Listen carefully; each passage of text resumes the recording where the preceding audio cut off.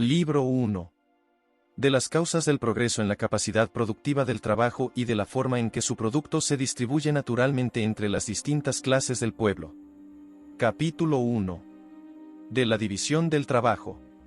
El mayor progreso de la capacidad productiva del trabajo, y la mayor parte de la habilidad, destreza y juicio con que ha sido dirigido o aplicado, parecen haber sido los efectos de la división del trabajo.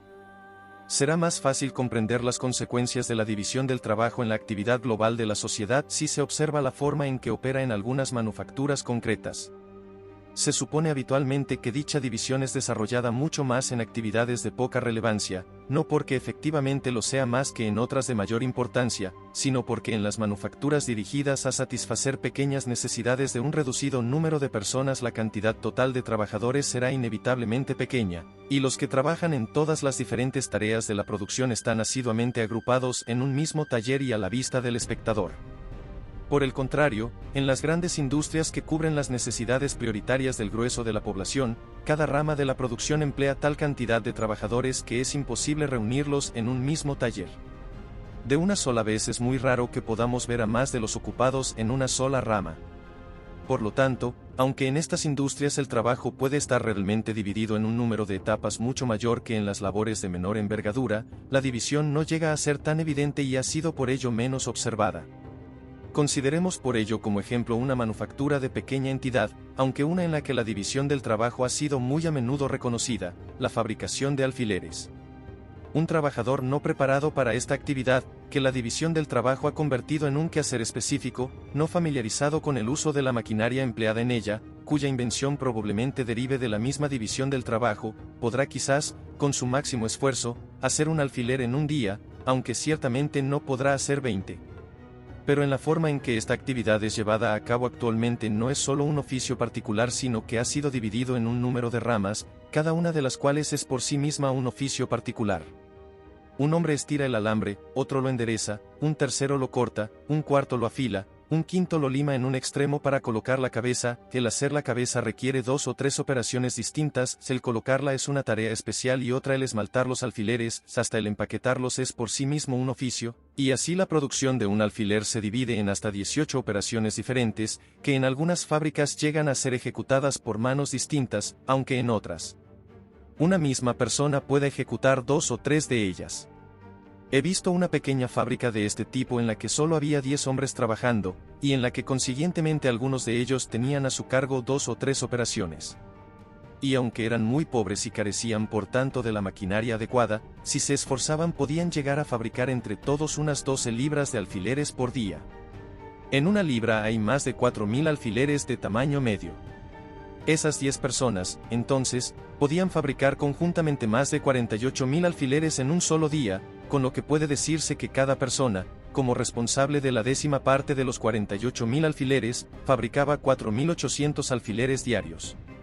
Ahora bien, si todos hubieran trabajado independientemente y por separado, y si ninguno estuviese entrenado para este trabajo concreto, es imposible que cada uno fuese capaz de fabricar 20 alfileres por día, y quizás no hubiesen podido fabricar ni uno, es decir, ni la 240ª parte, y quizás ni siquiera la 4.800ª parte de lo que son capaces de hacer como consecuencia de una adecuada división y organización de sus diferentes operaciones. En todas las demás artes y manufacturas las consecuencias de la división del trabajo son semejantes a las que se dan en esta industria tan sencilla, aunque en muchas de ellas el trabajo no puede ser así subdividido, ni reducido a operaciones tan sencillas. De todas formas, la división del trabajo ocasiona en cada actividad, en la medida en que pueda ser introducida, un incremento proporcional en la capacidad productiva del trabajo. Como consecuencia aparente de este adelanto ha tenido lugar la separación de los diversos trabajos y oficios, una separación que es asimismo desarrollada con más profundidad en aquellos países que disfrutan de un grado más elevado de laboriosidad y progreso. Así, aquello que constituye el trabajo de un hombre en un estadio rudo de la sociedad, es generalmente el trabajo de varios en uno más adelantado. En toda sociedad avanzada el agricultor es solo agricultor y el industrial solo industrial. Además, la tarea requerida para producir toda una manufactura es casi siempre dividida entre un gran número de manos. ¿Cuántos oficios resultan empleados en cada rama de la industria del lino o de la lana, desde quienes cultivan la planta o cuidan el vellón hasta los bataneros y blanqueadores del lino, o quienes tintan y aprestan el paño? Es cierto que la naturaleza de la agricultura no admite tanta subdivisión del trabajo como en la manufactura, ni una separación tan cabal entre una actividad y otra. Es imposible separar tan completamente la tarea del ganadero de la del cultivador como la del carpintero de la del herrero. El hilandero es casi siempre una persona distinta del tejedor, pero el que ara, rastrilla, siembra y cosecha es comúnmente la misma persona. Como esas diferentes labores cambian con las diversas estaciones del año, es imposible que un hombre esté permanentemente empleado en ninguna de ellas. Esta imposibilidad de llevar a cabo una separación tan profunda y completa de todas las ramas del trabajo empleado en la agricultura es probablemente la razón por la cual la mejora en la capacidad productiva del trabajo en este sector no alcance siempre el ritmo de esa mejora en las manufacturas. Las naciones más opulentas superan evidentemente a sus vecinas tanto en agricultura como en industria, pero lo normal es que su superioridad sea más clara en la segunda que en la primera. Sus tierras están en general mejor cultivadas, y al recibir más trabajo y más dinero producen más, relativamente a la extensión y fertilidad natural del suelo. Pero esta superioridad productiva no suele estar mucho más que en proporción a dicha superioridad en trabajo y dinero. En la agricultura, el trabajo del país rico no es siempre mucho más productivo que el del país pobre, o al menos nunca es tanto más productivo como lo es normalmente en la industria. El cereal del país rico, por lo tanto, y para un mismo nivel de calidad, no siempre será en el mercado más barato que el del país pobre. A igualdad de calidades, el cereal de Polonia es más barato que el de Francia, pese a que este último país es más rico y avanzado. El cereal de Francia es, en las provincias grañeras, tan bueno y casi todos los años tiene el mismo precio que el cereal de Inglaterra, a pesar de que en riqueza y progreso Francia esté acaso detrás de Inglaterra. Las tierras cerealistas de Inglaterra, asimismo, están mejor cultivadas que las de Francia, y las de Francia parecen estar mucho mejor cultivadas que las de Polonia.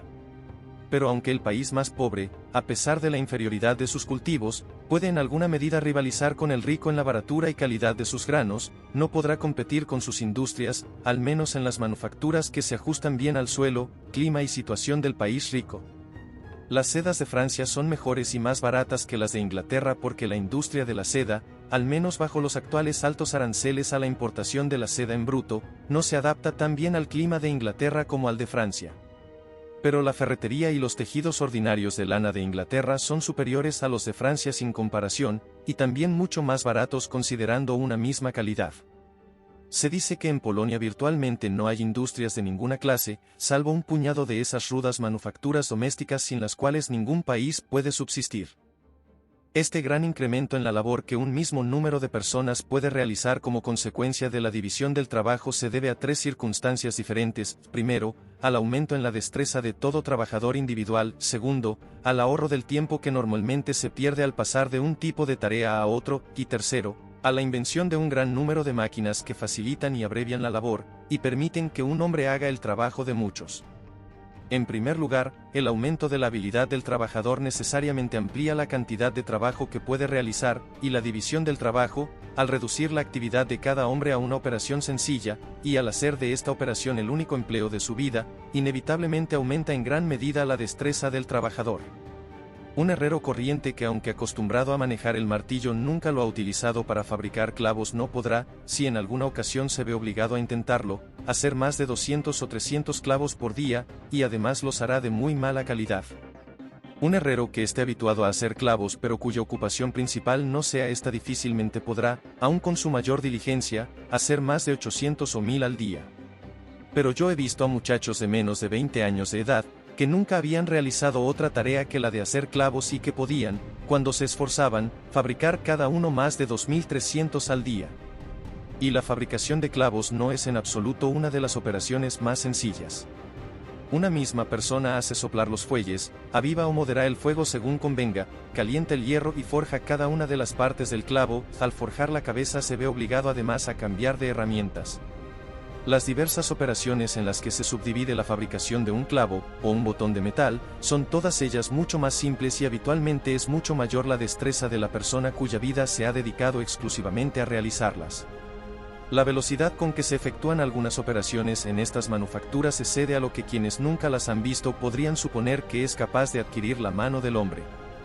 En segundo lugar, la ventaja obtenida mediante el ahorro del tiempo habitualmente perdido al pasar de un tipo de trabajo a otro es mucho mayor de lo que podríamos imaginar a simple vista.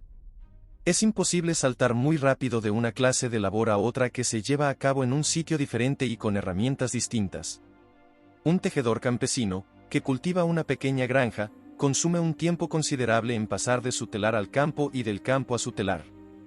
Si dos actividades pueden ser realizadas en el mismo taller, la pérdida de tiempo será indudablemente mucho menor. Sin embargo, incluso en este caso es muy notable. Es normal que un hombre haraganee un poco cuando sus brazos cambian de una labor a otra. Cuando comienza la tarea nueva rara vez está atento y pone interés, su mente no está en su tarea y durante algún tiempo está más bien distraído que ocupado con diligencia. La costumbre de haraganear o de aplicarse con indolente descuido, que natural o más bien necesariamente adquiere todo trabajador rural forzado a cambiar de trabajo y herramientas cada media hora, y a aplicar sus brazos en 20 formas diferentes a lo largo de casi todos los días de su vida, lo vuelve casi siempre lento, perezoso e incapaz de ningún esfuerzo vigoroso, incluso en las circunstancias más apremiantes. Por lo tanto, independientemente de sus deficiencias en destreza, basta esta causa sola para reducir de manera considerable la cantidad de trabajo que puede realizar. En tercer y último lugar, todo el mundo percibe cuánto trabajo facilita y abrevia la aplicación de una maquinaria adecuada. Ni siquiera es necesario poner ejemplos. Me limitaré a observar, entonces, que la invención de todas esas máquinas que tanto facilitan y acortan las tareas derivó originalmente de la división del trabajo. Es mucho más probable que los hombres descubran métodos idóneos y expeditos para alcanzar cualquier objetivo cuando toda la atención de sus mentes está dirigida hacia ese único objetivo que cuando se disipa entre una gran variedad de cosas.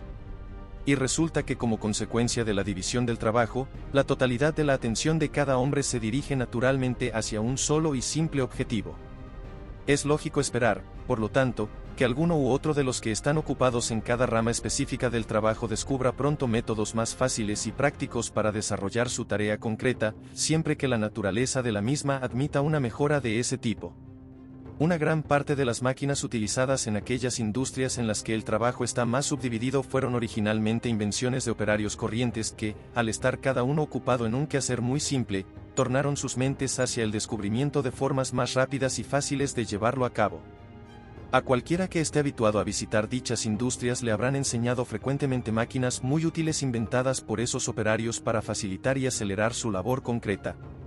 En las primeras máquinas de vapor se empleaba permanentemente a un muchacho para abrir y cerrar alternativamente la comunicación entre la caldera y el cilindro, según el pistón subía o bajaba. Uno de estos muchachos, al que le gustaba jugar con sus compañeros, observó que si ataba una cuerda desde la manivela de la válvula que abría dicha comunicación hasta otra parte de la máquina, entonces la válvula se abría y cerraba sin su ayuda, y le dejaba en libertad para divertirse con sus compañeros de juego. Uno de los mayores progresos registrados en esta máquina desde que fue inventada resultó así un descubrimiento de un muchacho que deseaba ahorrar su propio trabajo. No todos los avances en la maquinaria, sin embargo, han sido invenciones de aquellos que las utilizaban. Muchos han provenido del ingenio de sus fabricantes, una vez que la fabricación de máquinas llegó a ser una actividad específica por sí misma, y otros han derivado de aquellos que son llamados filósofos o personas dedicadas a la especulación, y cuyo oficio es no hacer nada pero observarlo todo. Por eso mismo, son a menudo capaces de combinar las capacidades de objetos muy lejanos y diferentes. En el progreso de la sociedad, la filosofía o la especulación deviene, como cualquier otra labor, el oficio y ocupación principal o exclusiva de una clase particular de ciudadanos. Y también como cualquier otra labor se subdivide en un gran número de ramas distintas, cada una de las cuales ocupa a una tribu o clase peculiar de filósofos, y esta subdivisión de la tarea en filosofía, tanto como en cualquier otra actividad, mejora la destreza y ahorra tiempo. Cada individuo se vuelve más experto en su propia rama concreta, más trabajo se lleva a cabo en el conjunto y por ello la cantidad de ciencia resulta considerablemente expandida. La gran multiplicación de la producción de todos los diversos oficios, derivada de la división del trabajo, da lugar, en una sociedad bien gobernada, a esa riqueza universal que se extiende hasta las clases más bajas del pueblo. Cada trabajador cuenta con una gran cantidad del producto de su propio trabajo, por encima de lo que él mismo necesita, y como los demás trabajadores están exactamente en la misma situación, él puede intercambiar una abultada cantidad de sus bienes por una gran cantidad, o, lo que es lo mismo, por el precio de una gran cantidad de bienes de los demás. Los provee abundantemente de lo que necesitan y ellos le suministran con amplitud lo que necesita él, y una plenitud general se difunde a través de los diferentes estratos de la sociedad. Si se observan las comodidades del más común de los artesanos o jornaleros en un país civilizado y próspero, se ve que el número de personas cuyo trabajo, aunque en una proporción muy pequeña, ha sido dedicado a procurarle esas comodidades supera todo cálculo. Por ejemplo, la chaqueta de lana que abriga al jornalero, por tosca y vasta que sea, es el producto de la labor conjunta de una multitud de trabajadores. El pastor, el seleccionador de lana, el peinador o cardador, el tintorero, el desmotador, el hilandero, el tejedor, el batanero, el confeccionador y muchos otros deben unir sus diversos oficios para completar incluso un producto tan corriente. Y además, ¿cuántos mercaderes y transportistas se habrán ocupado de desplazar materiales desde algunos de estos trabajadores a otros, que con frecuencia viven en lugares muy apartados del país? Especialmente, cuánto comercio y navegación, cuántos armadores, marineros, fabricantes de velas y de jarcias, se habrán dedicado a conseguir los productos de droguería empleados por el tintorero, y que a menudo proceden de los rincones más remotos del mundo. Y también, qué variedad de trabajo se necesita para producir las herramientas que utiliza el más modesto de esos operarios. Por no hablar de máquinas tan complicadas como el barco del navegante, el batán del batanero, o incluso el telar del tejedor, consideremos solo las clases de trabajo que requiere la construcción de una máquina tan sencilla como las tijeras con que el pastor esquila la lana de las ovejas. El minero, el fabricante del horno donde se funde el mineral, el leñador que corta la madera, el fogonero que cuida el crisol, el fabricante de ladrillos, el albañil, los trabajadores que se ocupan del horno, el fresador, el forjador, el herrero, todos deben agrupar sus oficios para producirlas. Si examinamos, análogamente, todas las distintas partes de su vestimenta o su mobiliario, la tosca camisa de lino que cubre su piel, los zapatos que protegen sus pies, la cama donde descansa y todos sus componentes, el hornillo donde prepara sus alimentos, el carbón que emplea a tal efecto, extraído de las entrañas de la tierra y llevado hasta él quizás tras un largo viaje por mar y por tierra, todos los demás utensilios de su cocina, la vajilla de su mesa, los cuchillos y tenedores, los platos de peltre o loza en los que corta y sirve sus alimentos, las diferentes manos empleadas en preparar su pan y su cerveza, la ventana de cristal que deja pasar el calor y la luz pero no el viento y la lluvia, con todo el conocimiento y el arte necesarios para preparar un invento tan hermoso y feliz, sin el cual estas regiones nórdicas de la Tierra no habrían podido contar con habitaciones confortables, junto con las herramientas de todos los diversos trabajadores empleados en la producción de todas esas comodidades. Si examinamos, repito, todas estas cosas y observamos qué variedad de trabajo está ocupada en torno a cada una de ellas, comprenderemos que sin la ayuda y cooperación de muchos miles de personas el individuo más insignificante de un país civilizado no podría disponer de las comodidades que tiene, comodidades que solemos suponer equivocadamente que son fáciles y sencillas de conseguir. Es verdad que en comparación con el lujo extravagante de los ricos su condición debe parecer sin duda sumamente sencilla, y sin embargo, también es cierto que las comodidades de un príncipe europeo no siempre superan tanto a las de un campesino laborioso y frugal, como las de este superan a las de muchos reyes africanos que son los amos absolutos de las vidas y libertades de 10.000 salvajes desnudos.